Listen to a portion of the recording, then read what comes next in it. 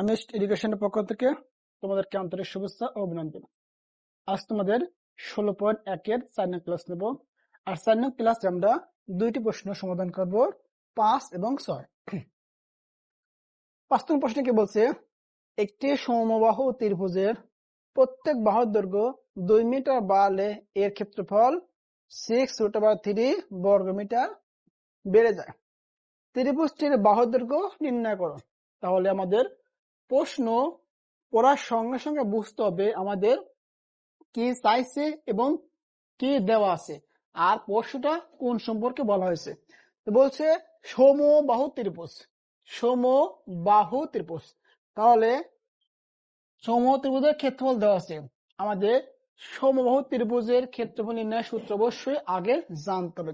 তাহলে আমরা কি জানি, সমবাহু ত্রিভুজের ক্ষেত্রফল নির্ণয়ের সূত্র কি, √3/4 a²। এটা কি সমান সমান বাহুর দৈর্ঘ্য।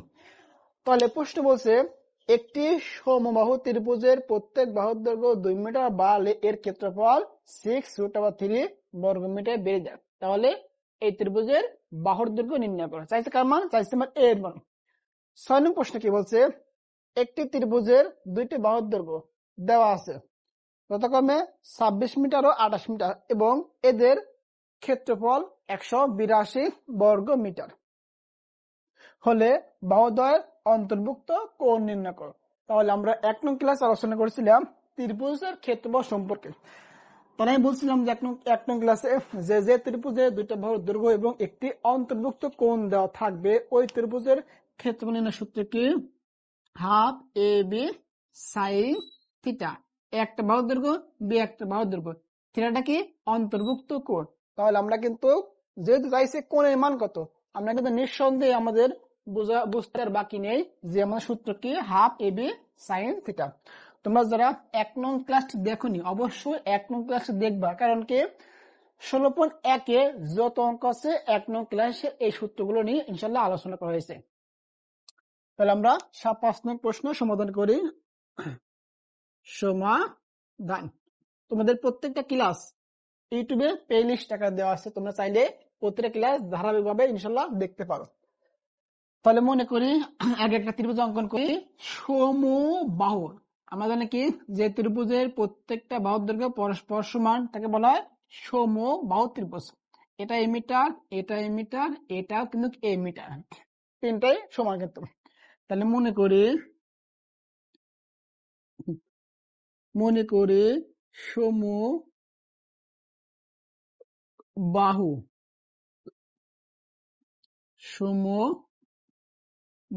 ত্রিভুজের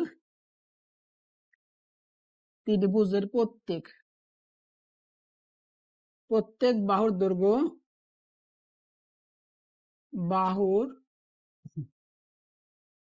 সমান এ মিটার। তাহলে অতএব সমবাহু ত্রিভুজের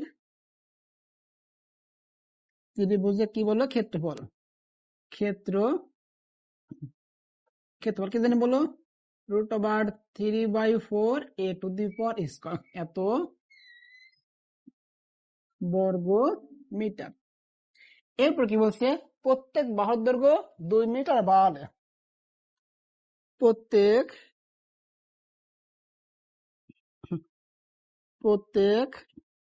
বাহুর দৈর্ঘ্য 2 মিটার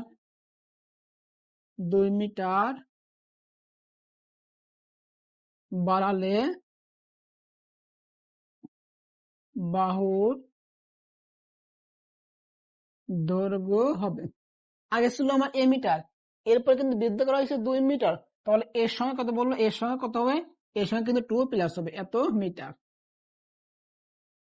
এটা কিন্তু পরিবর্তিত বাহুর দৈর্ঘ্য 2 মিটার বৃদ্ধি করা হয়েছে। 2 মিটার বৃদ্ধি করা হলে বাহুর দৈর্ঘ্য কত হবে, আগে ছিল এ মিটার, এরপরে যোগ করে 2 মিটার, তাহলে এ প্লাস 2। যদি বলে 1 মিটার বৃদ্ধি করলে তাহলে এ প্লাস 1, যদি বলে 3 মিটার তাহলে এ প্লাস 3। এটা কিন্তু অত্যন্ত গুরুত্বপূর্ণ একটি প্রশ্ন, তোমার এই প্রশ্ন কিন্তু উদাহরণ দেওয়া আছে। অতএব নতুন লিখতে পারি, নতুন নতুন না প্রয়োজন নেই, এটা আমরা লিখি অতএব ক্ষেত্রফল, পরিবর্তিত ক্ষেত্রফল, পরিবর্তিত ক্ষেত্রফল, আমরা কি জানি সমত্রিভুজের ক্ষেত্রফলের সূত্র √3/4 এই স্কয়ার, এইটা কি বাহুর দৈর্ঘ্য, তাহলে √3/4 এই জায়গাটা বাহুর দৈর্ঘ্য কত বলো a+2 কিন্তু, তাহলে a+2 তারপর হোল স্কয়ার এত বর্গ মিটার। লক্ষ্য করুন আগে যখন ছিল বাহুর দৈর্ঘ্য a তখন ছিল ক্ষেত্রফল √3/4 a স্কয়ার, যখন বাহুর দৈর্ঘ্য কত হয়েছে a+2 তখন ক্ষেত্রফল আসবে কত √3/4 বাহুর দৈর্ঘ্য হোল স্কয়ার, বাহুর দৈর্ঘ্য কত a+2 তার হোল স্কয়ার। তাহলে এই পরে বলছে কি যে বাহুর দৈর্ঘ্য 2 মিটার বৃদ্ধি করলে ক্ষেত্রফল কত বর্গমিটার বৃদ্ধি পায় 6√3। তাহলে এটা অবশ্যই বড়, এটা থেকে এটা বাদ দিলে পরে এই দুটার বিয়োগফল বা পার্থক্য হবে কত 6√3। লিখতে পারি শর্ত অনুসারে প্রশ্ন মতে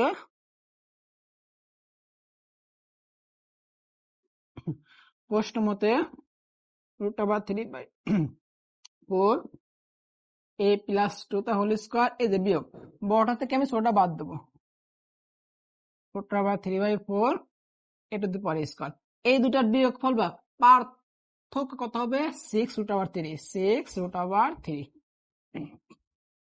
আমরা এখান থেকে √3/4 কমন নেই, √3/4 আমরা কি করবো কমন নেব, √3/4 জায়গায় বাসে কত বলো a+2 তা হোল স্কয়ার, এই জায়গায় বাসে কত বলো a², এটা করলে 6√3।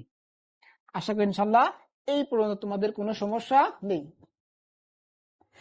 এটা আছে কিন্তু ভগ্নাংশ আকারে, এটাকে আছে গুণ আকারে, নিচে ভাগ হবে।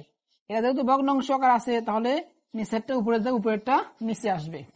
এই জায়গায় আমার a+b তার হোল স্কয়ারের বর্গমূলের সূত্র পড়ে, এটা তুমি এ ধরো, ওটা তুমি বি ধরে, সূত্রটা কি a²+2ab +b² 2 তার whole square is equal minus কত a² ঠিক আছে a² ইজ ইকুয়াল টু 6√3 এখন চিহ্ন এই 4 যাবে উপরে, 4 যাবে উপরে, আর কত আসবে a√3 আসবে নিচে, √3 নিচে, √3 বাদ, তাহলে a² plus 2 × 4 4a plus 2 × 4 minus a² is equal two 4 কত 4 24। এই স্কয়ার এই সেখানে কাটে, বাসে কত বলো এই স্কয়ার এসে কাটলে বাসে 4a plus 4 is equal two কত বলো 24, বা 4 ইজ ইকুয়াল টু 24 মাইনাস 4, তাহলে 4 ইজ ইকুয়াল টু 24 থেকে 4 বাদ দিলে কত আসছে না 20, তাহলে a ইজ ইকুয়াল টু 20/4, 20 কে 4 দ্বারা ভাগ করলে কত বলো কত আসে 5, তাহলে a ইজ ইকুয়াল টু কত লিখতে পারি 5।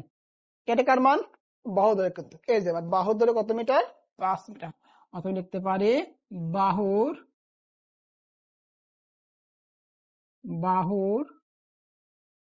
দৈর্ঘ্য কত মিটার 5 মিটার। আশা করি তোমাদের 5 নং প্রশ্ন ইনশাল্লাহ কোনো সমস্যা নেই। এটা একটি অনেক গুরুত্বপূর্ণ প্রশ্ন, তোমাদের উদাহরণ দেওয়া থাকতে পারে বা এই প্রশ্নটা এমন ভাবে আসতে পারে যে বাহুর দৈর্ঘ্য 1 মিটার বৃদ্ধি করলে অথবা 3 মিটার বৃদ্ধি করলে অথবা 5 মিটার বৃদ্ধি করলে ক্ষেত্রফল এত বর্গমিটার বৃদ্ধি পায়। তাহলে আমরা যদি 1 বলে এখানে 1 লিখবো, 2 বলে 2 দেবো, 3 বলে 3 দেবো, 4 বললে 4 দেবো। এরপরে শর্ত মতে অবশ্যই এটা বড়, কোনটা বড় এই ক্ষেত্রফলটা বড়, বড় ক্ষেত্রফল থেকে ছোট ক্ষেত্রফল বাদ দিলে 5 ধর আমরা এই যে কতটুকু বৃদ্ধি পাইছে, এরপরে আমরা এখান থেকে ক্যালকুলেশন করলে 5 ধর কার মান এর মান পাইছে, কার মান বাহুর দৈর্ঘ্য। এটা আমাদের 6 নং প্রশ্নের সমাধান। 6 নং প্রশ্ন একদম সহজ, কি বলছে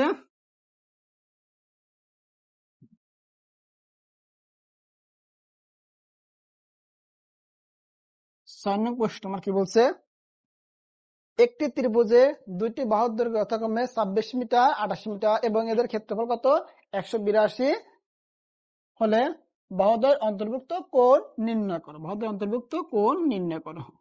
তাহলে মনে করে মনে করে ত্রিভুজের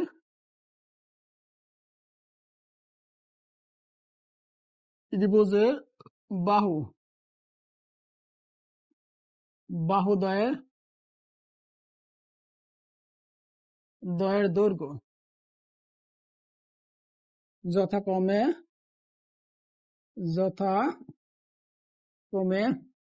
এর সমান কত মিটার? 26 মিটার, দুই সমান 28 মিটার, এবং বাহুদ্বয়ের অন্তর্ভুক্ত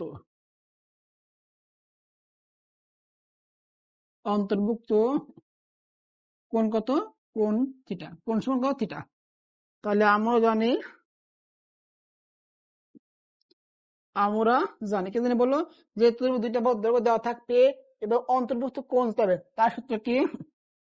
half A B sine theta. প্রয়োজনে লিখতে শর্ত মতো লিখে বা প্রশ্ন অনুসারে লিখতে পারে। প্রশ্ন মতে half A B sine theta ক্ষেত্রফল কত দেওয়া আছে? 182। হাফ এর মান দেওয়া কত বলো? এর মান 26, বির মান 28, sign theta is equal two 182। এটা কাটো, 13 দুগুণ 26, 13 28 গুণ করো, 13 গুণন কত? 28, 13 গুণন 28, 13 গুণন 28, 13 গুণন 28, 364, 364 sign theta is equal two 182, বা sign theta is equal two 182 K